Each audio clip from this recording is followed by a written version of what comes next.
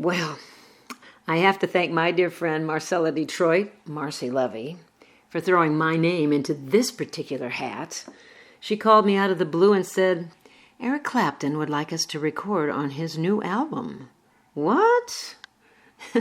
When I finally got myself off of Cloud 9, I packed a bag or two and flew right to this tiny island called Montserrat, right next to Antigua in the Caribbean, to record Eric Clapton's then new album, Behind the Sun.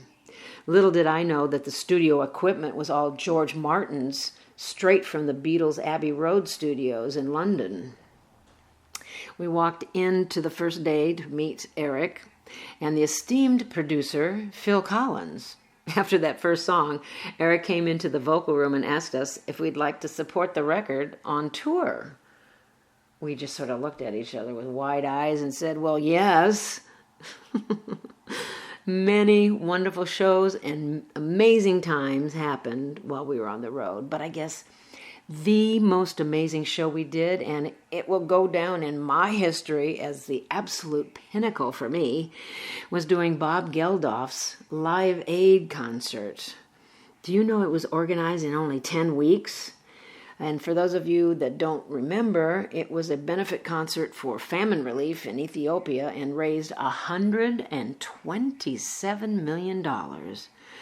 They estimate that approximately 13 satellites beamed a live television broadcast of the event to more than 1 billion, I said billion with a B, viewers in 110 countries.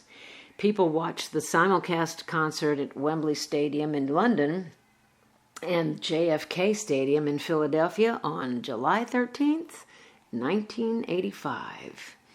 Of course, we were in the Philadelphia show, and I remembered we played right after the Thompson twins, a very cool outfit, I'll tell you that right now, but before Phil Collins did a set.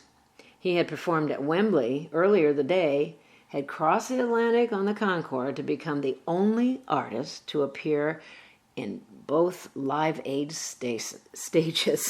I'm getting excited here.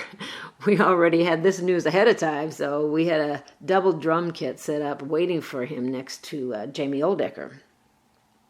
Phil came in and sat in with us on our show, and he was the producer among his many other talents for Behind the Sun record. We hit the stage just as the sun was setting, but it didn't ease the heat of the day, I'll tell you that. I have to say it was probably around 98 degrees, and a little hard to breathe with all the humidity in the air as well. We launched into our 3-song set, starting with White Room, then She's Waiting, and the finale, Layla. And the crowd was massive, over 100,000 people. And when we came out on the stage, the roar was absolutely physical.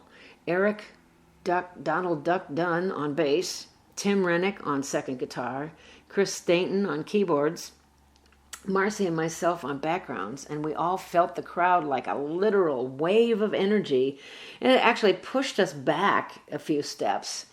It was so intense and unreal, we got a little distracted till we found our bearings and launched into White Room, followed by She's Waiting, and I thought the crowd's heads were going to explode when Eric hit the first strains of his classic Layla. It was a little hard to hear with all those folks yelling, but what with the glorious constant roar, but the sound crew was on top of it at all times. Right after our set, Phil was the featured performer on the next go-round, and we stayed around to watch Phil for a bit, but there was so many folks milling around, mainly the gigantic crew, lighting, cameras, stage people. We decided to head back to the green room and wait for Eric's to do his the finale with all the other artists on stage. Again, at that point, there were so many people on stage for that, we could hardly make anyone out. All in all, it was a huge success for the cause and marked one of the most pivotal concerts that ever was. I don't think it has yet to be topped.